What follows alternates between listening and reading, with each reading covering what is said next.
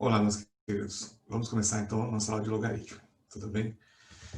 Pessoal, quando a gente está falando em trabalhar com logaritmo, na verdade a gente está falando em evoluir o conceito de função de equação exponencial, tá bom? Normalmente quando a gente trabalha com equações exponenciais, a gente trabalha com a ideia de deixar a mesma base dos dois lados para poder olhar para o expoente. Só que às vezes a gente não consegue deixar essa mesma base. Quando a gente chega nesse ponto, a gente não consegue deixar na mesma base, é onde a gente precisa do nosso logaritmo, tudo bem? Então vamos começar aqui, ó. Seguinte, quando a gente está falando de função logarítmica, né, na verdade, antes de falar da função propriamente dita, vamos falar do que é logaritmo, da definição e suas propriedades, muito bem? Primeira coisa, definição de logaritmo.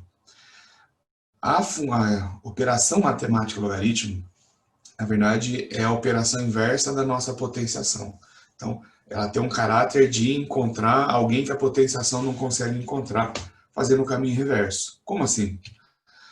Isso é a definição oficial de logaritmo. O que interessa para a gente? Falar disso aqui. Quando a gente está falando de um logaritmo, a gente está falando de alguém que transforma essa operação em uma outra que a gente conhece. Então, essa é a nossa definição. Teoricamente, a gente não consegue calcular o logaritmo propriamente dito. O que a gente faz é transformar o logaritmo em uma potenciação. Então, de um acabado simples, a gente criou esse símbolo, que é o próprio nome da operação, log, né? Então, esse número é no qual a gente está aplicando a nossa operação logaritmo. E esse nosso Bzinho é a nossa base de referência. Assim como, por exemplo, você vai falar de raiz quadrada e o índice é 2, aquele carinha de fora é a referência que a gente tem. Aqui também. Esse nosso B é a nossa base. E não à toa ele recebe esse nome. Porque, na verdade, isso tudo é um sinônimo da potenciação. Antes a gente resolvia coisas do tipo 2 elevado a x igual 2 elevado ao quadrado. E descobria o valor do expoente. A gente chegou numa situação onde as bases são diferentes e eu não consigo determinar o valor desse expoente. Mas o logaritmo, encontrar esse valor x, que é o que a gente quer, que é o resultado dessa operação matemática, nada mais é do que olhar aqui para o expoente. Antes nos eram dados a base de uma potenciação e o expoente, e a gente calculava essa potenciação. Agora não. Nos é dado o resultado da potenciação e a nossa base. E a gente quer determinar quem é esse expoente. Então, falar em calcular um logaritmo nada mais é do que um sinônimo de falar de calcular um expoente, tá bom? Isso talvez seja o mais importante da definição. Assim como a definição de potenciação tem as condições de existência, da base ser um número positivo, não ser 1 e o resultado ser positivo, isso vem para cá. Então, por causa das condições de existência de exponencial, é que a gente tem as condições de existência de logaritmo, que são as mesmas. Esse nosso A tem que ser um número positivo, essa é a nossa primeira condição de existência, o resultado dele, né, em que a gente está aplicando o nosso logaritmo agora. A nossa base também ser um número positivo, e a nossa base não ser 1, para que isso tornar-se uma função depois. Então, respeitando essas três condições de existência, do logaritmando, em que a gente aplica a operação logaritmo ser positivo, a nossa base do nosso logaritmo também ser positivo e a base ser um número diferente de 1, o que vai acontecer é que o número é positivo, diferente de 1. Então, a gente vai ter dois grupos de base. Uma base que está entre 0 e 1 e uma base que é maior do que 1. Isso é o que eu falei antes. Em quem a gente aplica a operação logaritmo é o nosso logaritmando, e essa é a base do nosso logaritmo. E o nosso x é o resultado do nosso logaritmo. Mas, de novo, não esqueça. O resultado desse logaritmo, na potenciação, é o expoente. Então, falar nesse resultado x é falar no expoente. Por isso que a gente fala que logaritmo, na verdade, é um sinônimo de expoente. Tá bom? As consequências dessa definição. Essas 4 consequências que a gente usa frequentemente não precisam ser demonstradas, elas podem ser aplicadas direto, mas eu queria mostrar de onde vem isso, para facilitar o entendimento e até memorizar isso, né? Logaritmo de b na base b é igual a x, a gente sempre parte do princípio de supor esse resultado para poder usar a definição, não sei quem é, supus que é x, e pela própria definição, a gente vai ter b elevado a x igual a b. E como esse b, na verdade, é um expoente 1, pronto, a gente descobriu que o nosso x é igual a 1. Mas como x é o resultado que eu tinha pressuposto para o nosso logaritmo, então, na verdade, logaritmo de b na base b sempre vai dar 1. E sim, você não precisa mais demonstrar de onde vem essa consequência, e toda vez que a gente tiver logaritmando e base igual, o resultado vai ser 1. Muito bem? A segunda consequência fala do logaritmo de 1 em qualquer base, respeitando a condição de existência, usando a definição b elevado a x igual a 1, está aqui. Lembra que esse 1 pode ser representado como qualquer coisa elevada a zero, inclusive o nosso b, como ele satisfaz as condições de existência. Se o nosso x for zero, b elevado a zero vai dar 1, ou seja, o nosso x vale zero. Como, de novo, o x é o resultado daquilo lá, eu posso falar direto que tudo aquilo sempre vai dar zero, qualquer que seja a nossa base. Então, log de 1 em qualquer base, sempre zero, e use à vontade essa consequência. A consequência 3, que a gente vai ver que depois está associada com a propriedade, logaritmo de b na base b, e o nosso logaritmando tem um expoente. Então, é logaritmo de b elevado a n na base b. Supondo que isso é igual a x, aplicando a definição, b elevado a x igual a b elevado a n, só se o nosso x for n, ou seja, dessa história aqui, o que sobra é o próprio expoente. Então, de agora em diante, não precisa mais se preocupar com isso. Tem logaritmando e base igual, ignora isso, e o resultado é o próprio expoente do nosso logaritmando. Tá bem? Usa direto esse resultado. O último, que é o mais atípico, a gente resolve por substituição. Mas olha onde está o nosso logaritmo agora. O nosso logaritmo é o expoente de uma base b. Então, b elevado ao logaritmo de a na base b. Como eu não sei quem é isso aqui, eu vou substituir ele. Está muito estranho esse negócio. Vou trocar por uma letra só. Então, log de a na base b, para mim, vale y. Tudo bem. Só que se b elevado a y é igual a x, quando eu escrevo isso, que log de a na base b é igual a y, eu posso aplicar a definição aqui também. E aí eu vou ter o quê? Que b elevado a y é igual a a. Mas peraí. Só de fazer a substituição, eu encontrei que b elevado a y é igual a x. De usar a definição, eu encontrei que b elevado a y é igual a a. Ou seja, essas duas coisas são iguais. O nosso x é igual ao nosso a. Como no começo a gente tinha proposto que o resultado era x, é a mesma coisa que falar que o resultado disso aqui tudo vai ser a. Ou seja, se a base do logaritmo que está no expoente e a base da potenciação é igual, esse bzinho, o que sobra é o nosso logaritmando. A função, como é inversa, uma desfez o que a outra fez. E por isso a gente chega no próprio resultado. Tudo bem? Tem alguns exemplos aqui dos que a gente é comum de encontrar. Então está aqui, usando as consequências, log de 10 na base 10 é igual a 1. E sim, eu não preciso mais justificar. Aqui eu estou justificando que isso é verdade, porque 10 elevado a 1 é igual a 10, né? Que é só aplicar a própria definição, mas não, fique à vontade de usar direto. Então, toda vez que aparecer log de 1 em qualquer resultado, em qualquer base, você vai falar que o resultado disso é zero, porque 5 elevado a 0 é igual a 1, né? Essa é a justificativa. Assim como log de 7 elevado a quinta na base 7, sempre vai dar 5. Porque se você usar a definição, 7 elevado a quinta é igual a 7 elevado a quinta. Então é verdade. Log de 8 na base 3, lembra que a gente substitui esse carinha por uma letra.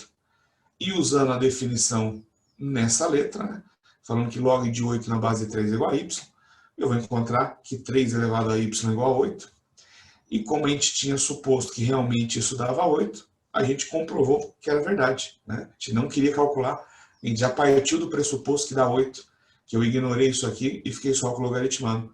Então, em todo momento, a gente acabou aplicando a definição e só provando que é verdade. Bom, vamos agora falar das propriedades de logaritmo.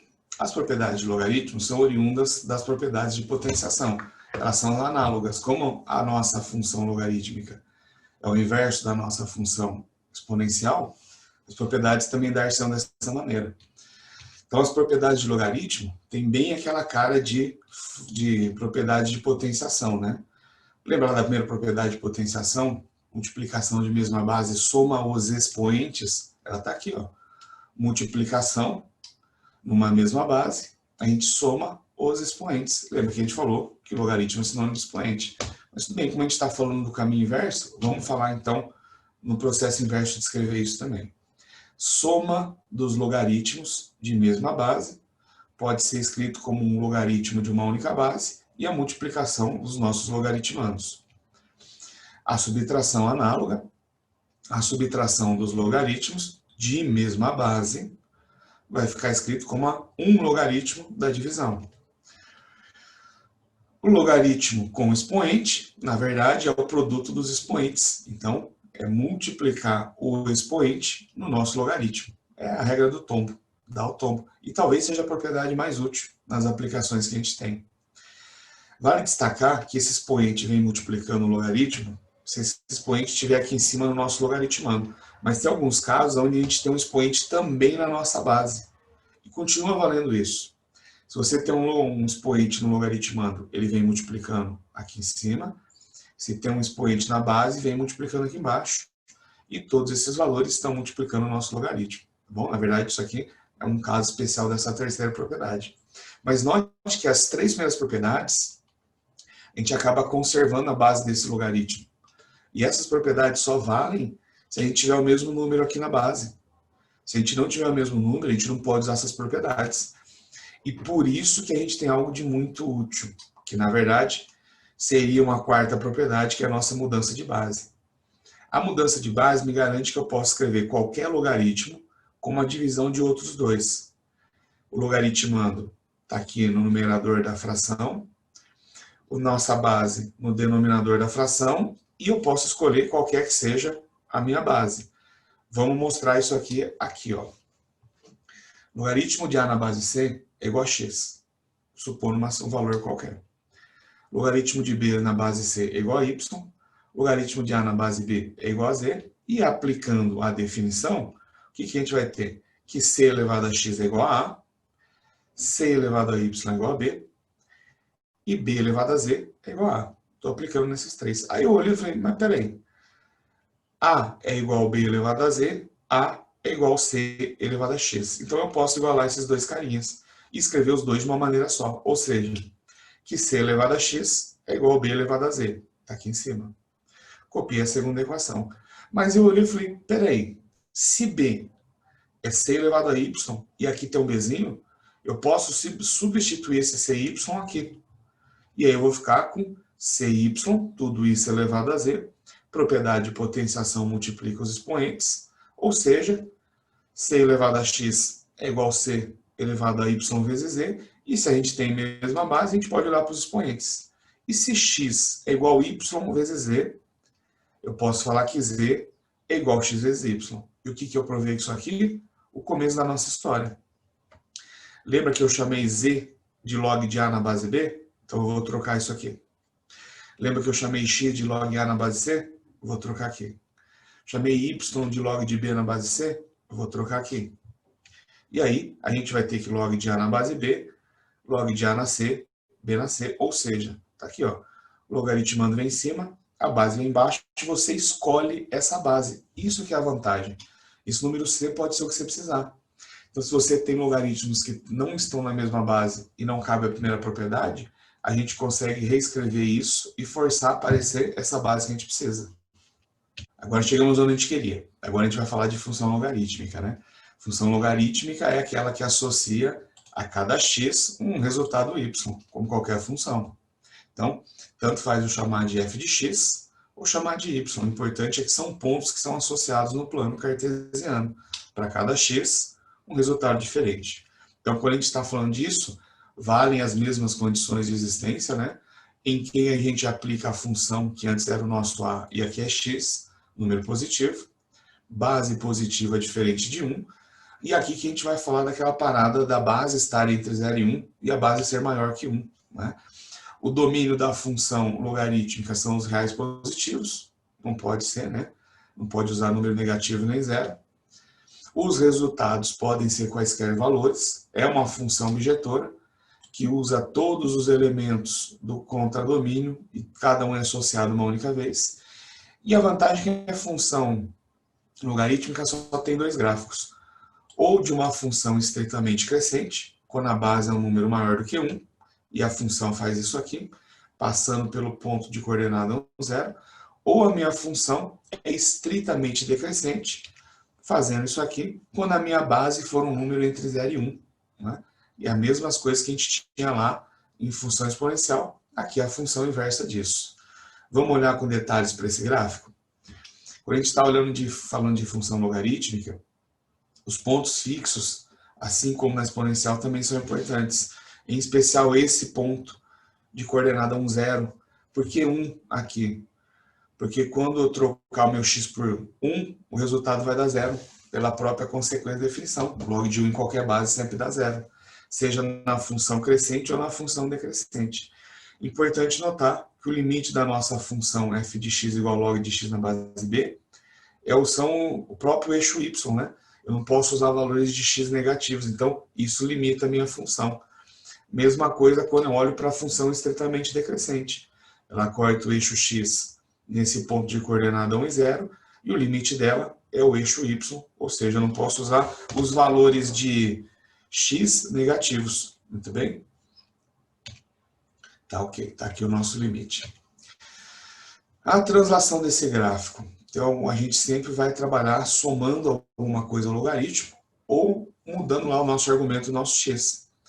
Quando a gente soma um valor positivo à nossa função logarítmica, a gente está arrastando o nosso gráfico para cima. Então, se eu somo um valor positivo, esse meu ponto de referência que estava na altura do zero, sobe essa quantidade que eu estou somando. Então, se eu somo 2, aqui no lugar do meu K, o meu gráfico sobe 2 unidades. A mesma coisa quando eu somo alguém negativo, ou seja, subtrai. Se subtrai 2, esse ponto que estaria aqui na altura do y valendo 0, ele será subtraído de 2 e desce também 2 unidades. Então, o quanto eu estou somando, eu translado meu gráfico para cima, o quanto eu estiver subtraindo, eu desço meu gráfico para baixo. E a gente também pode alterar o nosso logaritmando, né? Os valores fixos, a gente já falou dessa alteração. E o que acontece quando eu somar um valor subtrair lá dentro do logaritmando, no nosso x, né? Quando a gente soma alguém no nosso x, a gente arrasta esse ponto para trás. A gente tinha aquele limite de 0, só que como eu estou somando um valor aqui, eu estou podendo alterar esse valor. Então, se eu somo 1 aqui, e isso tudo não pode, tem que ser um número positivo, eu dou liberdade do meu x ter um número a menos.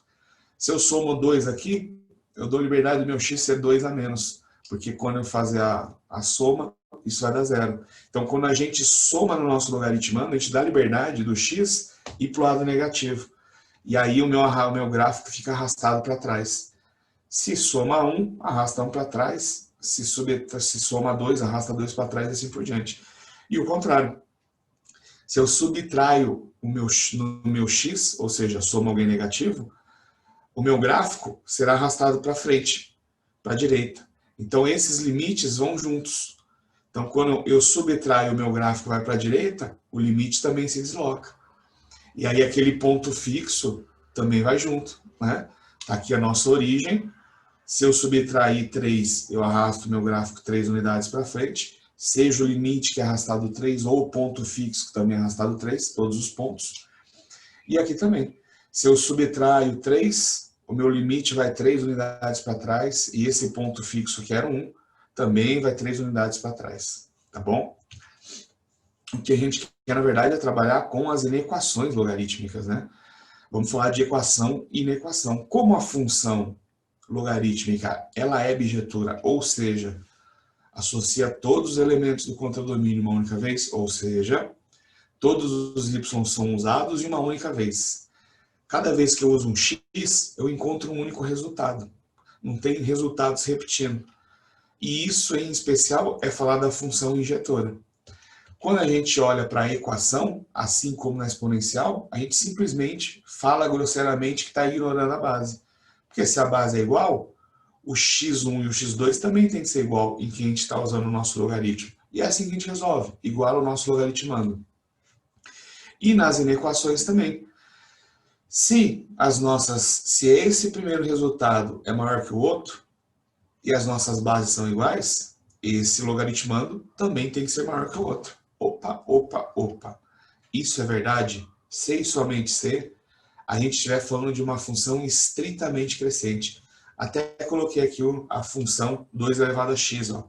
X aumenta e y também. Então, se o x que eu estou usando é maior que o outro, o resultado disso tudo também é maior que o outro. E esse sinal se conserva. Porém, quando a gente olha para uma inequação decrescente, onde o nosso b é menor que 1, está aqui o gráfico da função log de meio na base de log de x na base meio, que ela é estritamente decrescente. Quando o x vai aumentando, o y vai diminuindo, ou seja, se eu estou falando que o x1, o resultado de quando eu uso o x1 é menor do que o resultado quando eu uso o x2, vai diminuindo o resultado, isso só é verdade quando o meu x aumenta. Então eu preciso escrever que o meu x está aumentando. Tá? E por isso falar da inversão desse sinal. Na função estritamente crescente, a gente conserva o sinal dessa equação, e na função estritamente decrescente, a gente inverte o sinal dessa equação. Então, o importante para a gente vai ser considerar e identificar quando é que a função é estritamente crescente, quando é que é estritamente decrescente, só olhando para a base dessa função. Isso vai ser útil na hora de resolver as nossas inequações logarítmicas. Tá bom? Muito bem, espero que a aula tenha sido proveitosa e depois a gente volta para outras aulas. Abração para todos.